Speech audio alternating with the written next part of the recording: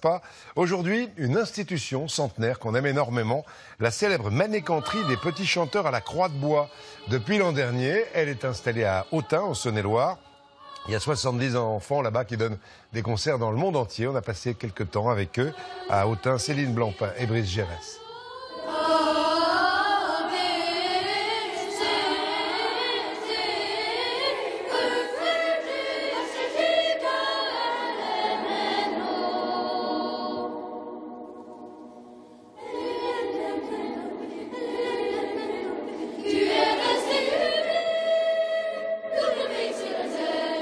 Ils sont apparus comme des anges dans le décor d'une cathédrale millénaire.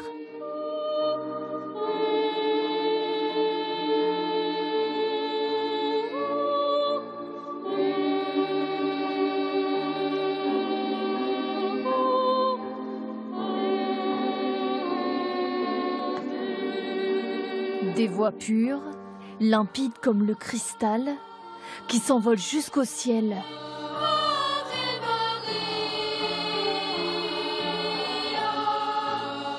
Une modeste maîtrise, devenue le chœur d'enfant le plus célèbre du monde.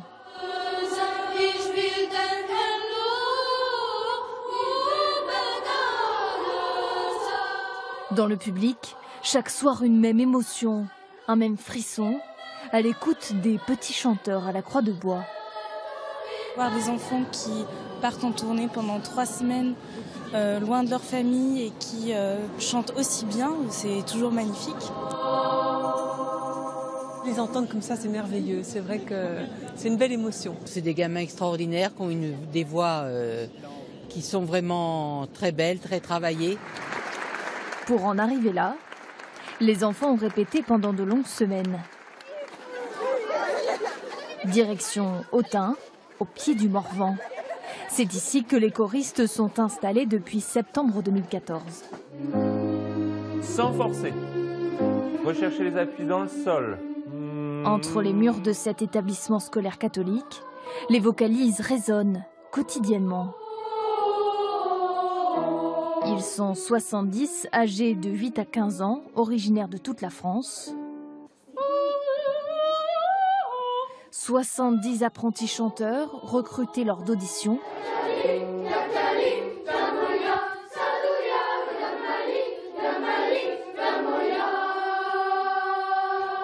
Et encadrés toute l'année par des professionnels de la musique.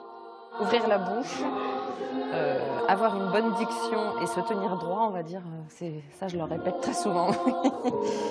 Se tenir droit, apprendre à lire une partition de Mozart, de Bach, de Schubert. Mais ose aller plus loin que ce que tu fais ici. Chacun doit suivre 10 heures de chant par semaine, le prix de l'excellence. Au début, je savais pas que j'avais une voix comme ça et je l'ai améliorée en venant ici. Ça me libère, en chant on peut tout faire. On peut chanter de tout, le chant c'est libre. Plus qu'une chorale, la manécanterie est une école de vie. Créée en 1906, l'institution prend son envol dans les années 30 grâce au dévouement d'un prêtre, l'abbé Maillet, puis de son successeur, l'abbé Delcine. Avec eux, les enfants franchissent les océans. New York, Abidjan, Tokyo.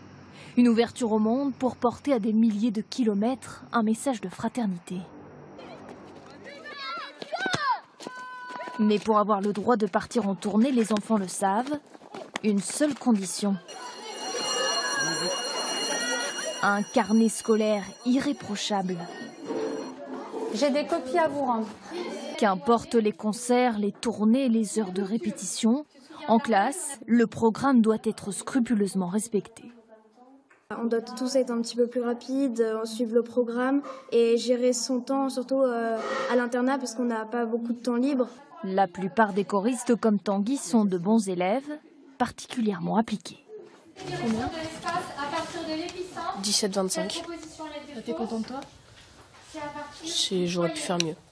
L'exigence en musique comme en mathématiques et des journées qui ressemblent à un marathon.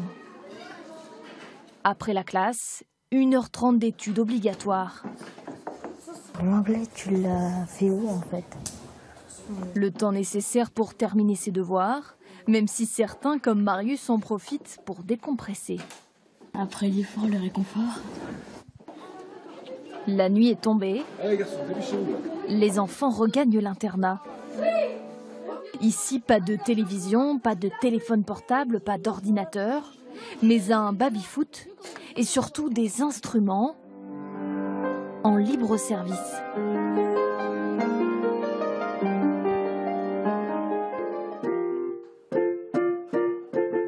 À 5 ans, j'ai commencé l'accordéon. Donc depuis tout petit, avant de savoir lire, je savais lire la musique. Plusieurs fois par semaine, les enfants reçoivent la visite d'un aumônier. L'occasion de rappeler à ces jeunes prodiges de la musique la mission confiée par le pape Jean XXIII. C'est le but des petits chanteurs, à la fois d'être messagers de paix de par le chant, mais qu'après toute leur vie soient des messagers de paix par les actes de tous les jours, par le pardon, par la vérité, par la justice qu'ils pourront déployer autour d'eux, quoi. Des messagers de paix unis par la même passion.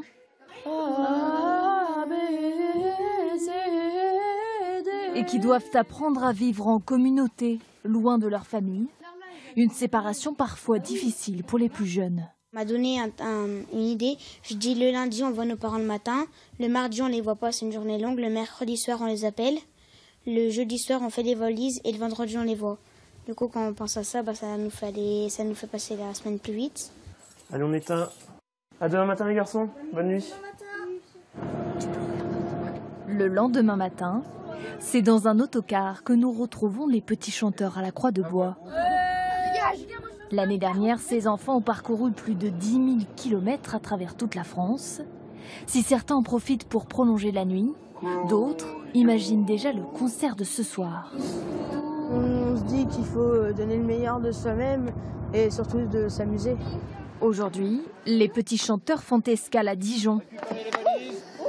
Avant le concert, ils sont reçus dans une famille d'accueil pour le dîner. Une longue tradition à la manécanterie. Quand ils ont des enfants, on peut s'amuser avec eux. On découvre d'autres personnes. On a plus l'impression d'être chez soi qu'à l'hôtel. 20h, la cathédrale se dresse dans le brouillard. Quelques minutes avant de monter sur scène, la pression monte. Je suis un peu stressée. Et puis j'essaye de garder mon calme pour le concert. On sait qu'on va être devant pas mal de personnes quand même et qu'il ne faut pas se tromper. En 2014, les petits chanteurs ont donné une centaine de concerts en France et à l'étranger. Ce soir-là, de leur voix innocente, ils nous ont émus aux larmes en reprenant les 1000 colombes de Mireille Mathieu.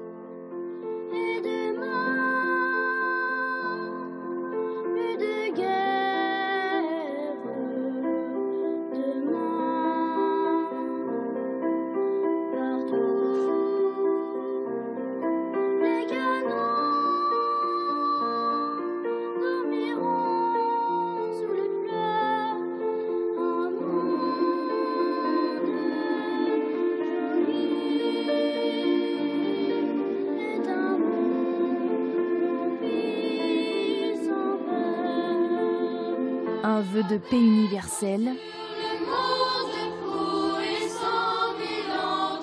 plus que jamais d'actualité.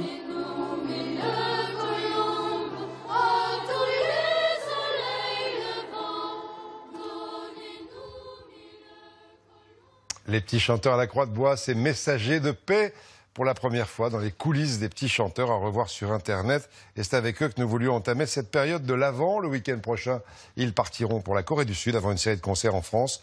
Je vous donne quelques dates. 19 janvier à Saint-Cloud, 20 à Arras, 29 à Alençon, 2 février à Orléans.